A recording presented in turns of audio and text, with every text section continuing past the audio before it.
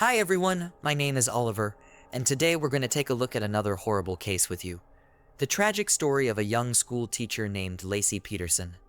Not only shocked the public with its unimaginable cruelty and inhumanity, but also served as a precedent for the adoption of a law of the same name, known as the Laci and Connor Act. Connor was the name of her unborn son who died with his mother, and the law itself was designed to protect children from violence before they were born, and to punish those who infringe on their lives and health. The case itself is far from unique, but the fact that a pregnant woman was abused by a close person who was supposed to protect and care for her is shocking and bewildering. Several TV documentaries have been made about the case. Despite the circumstantial evidence and controversial evidence, no one doubted the guilt of the defendant, and he himself, with all his appearance, demonstrated that he is not sorry and does not repent for what he did. This story is one of those that causes chills all over the body, but let's try to understand how it happened that the guy who was considered a model family man suddenly decided to commit such an atrocity. Who was Laci Peterson? Laci Denise Peterson, maiden name Rocha, was born in May 1975 in a small town of Modesto located in the central part of the state of California. Her parents, Dennis Rocha and Sharon Anderson, were acquainted since high school. Their teenage romance led to marriage and the birth of two children, eldest son Brandon and daughter Laci. Curiously, the mother named her daughter after a local beauty queen whom she herself admired. The family owned their own farm, so the children from a young age were accustomed to working in the field as well as taking care of animals. The girl was very close to her mother. Together they grew a wonderful garden with flowers and fruit trees. Then Laci first thought about connecting her future life with this occupation and getting a specialized profession. When the children were still small, the family faced a crisis. No matter how hard the spouses tried, they could not save the marriage, and soon they officially divorced. The children, by mutual consent, remained to live with their mother in their hometown. 2 years later, Sharon remarried. Her chosen one was a friend of her youth named Ron Gransky. Ron treated his wife's children as his own and, in fact, replaced their birth father, who after the divorce was not too interested in the life of the heirs. The girl even began to call him daddy, and a couple of years later, the couple had a common daughter who was named Emily. Laci grew up a kind, sociable, and open girl. She always had a lot of friends. She studied well in school and was also a member of the cheerleading team. After receiving a high school education, the dark-haired beauty successfully passed exams and entered the prestigious California State University. She did not forget about her childhood dream and decided to become a landscape designer. Laci has always been a creative person, good at drawing, so she found the chosen profession ideal for herself. Who is Scott Peterson? Scott Lee Peterson is also a native of California, only he was born in the large metropolis of San Diego in the southwest of the state in 1972, October 24th, in the family of Jacqueline Helena Latham and Arthur Lee Peterson. The boy grew up in a fairly well-to-do family and from an early age did not know anything to refuse. His father had his own business associated with the production of packaging materials, and his mother owned a store of designer clothes. By the way, her boutique was located in Hollywood, so among the regular customers were many celebrities. Scott, in childhood, began to show his difficult character, liked to be in the center of attention, did not tolerate bans or refusals, and in school, about him spoke as a spoiled, capricious, and even arrogant child. From a young age, the boy played golf and even thought about a professional career in this sport. In his school years, he was friends with Philip Mickelson, nicknamed Lefty, the future professional golfer who in 2012 was ranked second in the world rankings. As a teenager, Scott himself was among the best athletes in San Diego. After graduation, the young man became a student at one of the universities of the state of Arizona, where he, as a promising athlete, paid half of the cost of education. However, Peterson could not get a diploma because he was expelled for inappropriate behavior after a rock party, drinking strong alcohol in the company of other students. After several months of reflection and searching for a suitable place, the young man applied to the University of California, where he first planned to study economics, but later changed his mind and transferred to the Faculty of Agriculture. By the way, this time Scott very seriously and responsibly approached the educational process, becoming an exemplary student because his parents threatened to leave their son without a livelihood if he was once again expelled. Scott and Laci, a love story. Young people met during the period of study at the university. Scott, at that time, began to work part-time in one of the local coffee shops, where there also worked as a waitress, former classmate and close friend of Lacey. Lacey often stopped by to grab a bite to eat and see her friend, and at some point, she noticed the handsome young man. Scott also noticed the smiling petite brunette and began to pay her every possible attention. One day, when Lacey came to the coffee shop but didn't see her friend there, she decided to ask Scott what was wrong. They quickly got to talking, but since Scott had to work, Lacey wrote her phone number on a napkin so they could get in touch later. Scott called her back that evening, and an excited Lacey immediately after talking to him told her mother that she had been in touch with her future husband. A couple of days later, he asked his new acquaintance out on a first date, and Lacey readily accepted. It's worth noting that Peterson had another passion besides golf: fishing, and he decided to invite Lacey to go deep-sea fishing in an open body of water. She accepted the offer, but she got seasick in the boat, so the couple had to quickly return to the shore. Family life. Nevertheless, after that not quite successful first date, the couple began to meet, and a couple of years later, they decided to start living together. Scott, by that time, finally abandoned his dreams of a professional career in sports and decided to start his own small business, and with the startup capital, he helped his parents. In the summer of 1997, after Lacey received her diploma, the lovers played a modest wedding in the traditional style with a white dress, veil, and vows at the altar. They invited only family members and a few close friends to the celebration, and as a venue, they chose the popular Shure Mineral Springs resort located on the ocean in the western part of the state of California. After the wedding, the couple settled in the small resort town of San Luis Obispo, located between Los Angeles and San Francisco. There, they decided to open their own sports bar, but the idea was doomed from the start. There were rumors that Scott's parents again helped with the implementation of the business plan, but they themselves later denied it, saying that their son was a poor businessman, and they realized this while he was still studying at the university. Anyway, the business of the couple really did not go very well at first. They constantly had problems, then with the institution itself, then with the management, but gradually they managed to spin. The number of visitors over time increased, and in 2000, when the Petersons decided to sell the institution, it was already considered a fairly well-known and popular place. The couple decided to move to their hometown of Lacey to put down roots and have children there. They bought a small, cozy house in a good neighborhood, bought a car, got a dog, and about a year later, the young woman told her husband the happy news. Soon they will become parents. By that time, Lacey had decided to change her occupation and got a job at a local school as an art teacher. Her husband was having a harder time finding a job and was forced to take a job with a fertilizer and organic fertilizer company. Lacey tried to be an impeccable wife, to create comfort and peace in her and her husband's new home. She kept everything in perfect order, enjoyed cooking, loved to host guests, and had a beautiful flower garden on the lawn. Scott seemed to support his wife in everything, and from the outside, they looked like a perfect couple. The news of the upcoming addition to the family he also accepted with joy, and when the couple learned that they will have a boy, they actively began to choose a name for him. The future parents decided to name their son Connor, and everyone was sure that they were looking forward to the arrival of the child into the world. Disappearance of a pregnant teacher. On December 24th, 2002, Lacey, who was 8 months pregnant, mysteriously disappeared. The first alarms were raised by Lacey's mother and stepfather, who had been unable to contact her all day. She didn't answer the phone, nor did she return calls, which was unusual for her. As it turned out, the husband was also unaware of his wife's whereabouts. The day before, she had visited her parents and also visited the beauty salon where her sister Amelia worked. She was in good spirits, preparing for Christmas and New Year's Eve celebrations. In the morning, Lacey allegedly went for a walk with a dog, but a couple of hours later, neighbors found the Petersons' dog wandering down the street with a dirty leash dragging behind him. At the time, no one even suspected anything wrong.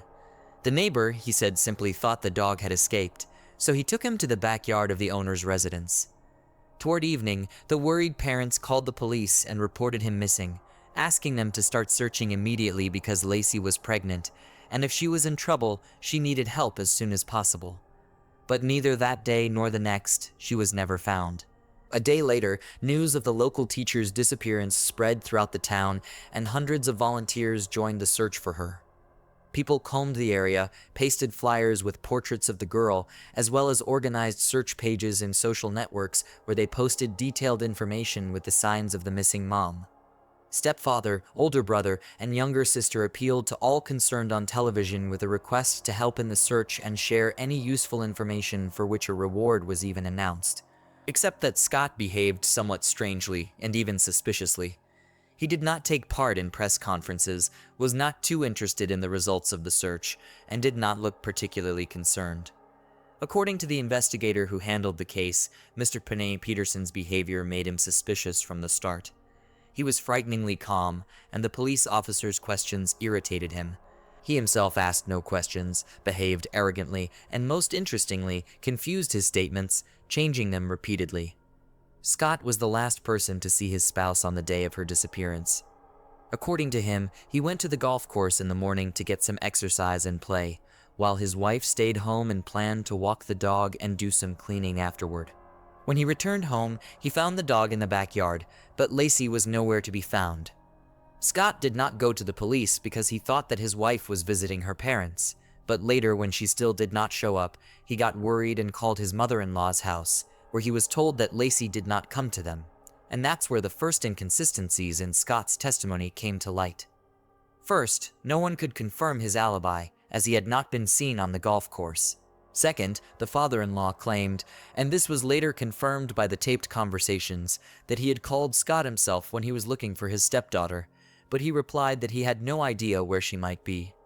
Peterson then quickly changed tactics and stated that he had changed his mind about playing golf, deciding instead to go fishing at a secluded spot in Berkeley Harbor. He attributed the confusion over the phone calls to the fact that all the relatives were on edge and couldn't remember who had called whom or when. During the inspection of the couple's home, a rather strange and frightening detail was discovered: the missing Lacey's purse, which contained her house keys, phone, and some cash. These are things that she certainly wouldn't have left the house without, even going for a walk to the nearest park with her dog. How would she lock the front door? This nuance was alarming and raised suspicions that Lacey hadn't disappeared somewhere on the street, but had vanished from her own home. A grisly discovery. On April 13th, almost 4 months after the pregnant teacher's disappearance, local fishermen noticed something strange on the rocky shores of San Francisco Bay and decided to go closer to examine their find. As it turned out, their attention was drawn to the body of an infant that had been washed ashore. The boy's body had hardly undergone decomposition, but it was badly disfigured, apparently due to the fact that the body had been battered by the waves against the rocks for a long time. His umbilical cord was not cut, but as if torn off. A day later, in another part of the bay, a few kilometers from where the infant was found, the badly decomposed body of a young woman was found. The corpse was so disfigured that it was not immediately recognizable as human remains. But the most gruesome thing was that the body was missing its head and most of each of its limbs. There were only a few fragments of clothing left on the body, including a special maternity bra. It was simply impossible to identify the body, so it was possible to establish that it belonged to the missing teacher only through DNA examination. According to criminalists, the baby was well preserved only because all this time he was in the womb, but in the process of decomposition, the body rejected the fetus. According to eyewitnesses who found the boy, something strange resembling a ribbon or rope was draped around his neck, and there was a large cut on his body. Although the results of the autopsy were never officially published, the experts claimed that the cut was the result of a wave hitting the body against a sharp rock and that the noose around his neck was just trash. Throughout the investigation and search, Scott remained at large. Moreover, Lacey's parents actively defended their son-in-law for the first few days, calling him an ideal husband, and their union a happy one built on love and trust. But the more the police learned about this guy, the more suspicious he seemed to them. So soon, it turned out that Peterson constantly cheated on his wife, and his first extramarital affair occurred almost immediately after the wedding, even before the couple moved to Modesto. Later, he had many more mistresses, to whom he lied about not being married or recently widowed. Thus, in the fall of 22, Scott met on a blind date with a charming blonde named Amber Fry. The girl worked as a masseuse and raised a young daughter on her own. She was looking for a life partner who would love and accept her along with her child, and handsome, polite Scott she immediately liked. The feelings were mutual. Scott admitted almost immediately that he had recently been widowed and that the coming Christmas would be the first one he would spend without his beloved deceased wife. Amber consoled him as best she could, and from that day forward, they began communicating almost daily. Soon, Scott informed his mistress that they could move in together after the holidays, and the couple began planning a future together. True, Scott noted that he never wanted to have children of his own and seriously intends to undergo a sterilization procedure vasectomy, but at the same time, he was ready to raise daughter Amber as his own. All was well until Amber accidentally saw a TV report about the disappearance of a local pregnant teacher. Despite the fact that the husband of the missing woman did not give interviews and did not appear in front of the camera lenses, the broadcast showed pictures of her and Lacey together, in which Amber recognized her lover. Another curious feature was the fact that Scott, soon after the disappearance of his wife, radically changed his image, growing a beard and bleaching his naturally dark hair on his head and face. At first, Amber could not believe her eyes and hoped that she imagined it, but soon she was convinced that she was dating the same guy.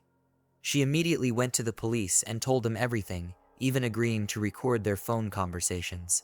During one of their conversations, Amber wondered why Scott had told her he was a widower a couple of weeks before his wife disappeared, but he must have sensed something was wrong. But he was evasive. As soon as the bodies of the dead mother and child were discovered, the question of immediately arresting Scott as the prime suspect arose. Despite the fact that the investigation had no hard evidence, there was a high probability that Scott would try to leave the country. In fact, that's exactly what he was going to do, but fortunately, he didn't have time. The widower was taken into custody on April 18, 2003, but he categorically refused to admit his guilt. At the same time, his house, garage, and car were searched in detail with frightening results. Microparticles of Lacey's dried blood were found on tools in the garage and in the trunk of the car, and at the bottom of the fishing boat, experts found several hairs of the dead woman. The clothes Scott was wearing on that fateful day were long since gotten rid of.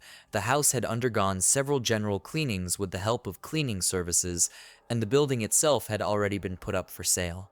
But the most difficult part of the investigation was the inability to establish the exact date of Lacey's death, which in turn made it impossible to verify the suspect's alibi. The investigation was also hampered by traces of cement found in the garage, in the trunk, and in Peterson's boat. The material was believed to be the basis for a homemade anchor with which he wanted to dispose of the body so that it would never be found. Although there was no direct evidence against Scott, he was found guilty of 2 counts of first and second-degree murder. Despite the vigorous and rather confident defense of the lawyers, almost no one had any doubts that Scott was guilty. The main proof of this was his behavior. He was not excited or upset, he took no part in the search, he was in a hurry to get rid of the evidence, put his wife's house and car for sale almost immediately after her disappearance, changed his image, and was going to leave the country with his mistress. Investigator Jonathan Buehler, who had been on the case since Lacey's disappearance, said in court that he had no doubts about Peterson's guilt from the start. He realized this after his first conversation with him. The court initially imposed the death penalty as punishment, but after a series of appeals filed with enviable regularity, the sentence was changed in 2021 to life imprisonment without the right to ever expect to be released. Also, the amount of the insurance in the amount of $250,000 for the life of Lacey, which was originally assigned in favor of Scott, the court redirected to the mother of the deceased. This high-profile case horrified the public and raised the issue of the need to protect unborn children from violence who may become victims of similar crimes. Thus, in the spring of 2004, the Lacey and Connor Act was passed, with the parents and sister of the deceased woman present at the signing. 3 years after the tragedy, Sharon Rocha published a biographical book dedicated to her daughter and grandson, titled In Memory of Lacey, A Mother's Story of Love, Loss, and Justice. All money raised from the sale of the publication was donated to charity. The book itself was among the top bestsellers in American nonfiction. Sharon's husband and stepfather Lacey passed away in the spring of 2018 from a heart attack, shortly before another court hearing. He was buried next to his beloved stepdaughter and grandson. By the way, Lacey's own father passed away in December of that same year. Thanks for watching, guys. Oliver was with you. Subscribe to the channel, and don't forget to click the bell not to miss new stories from around the world. See you soon, take care,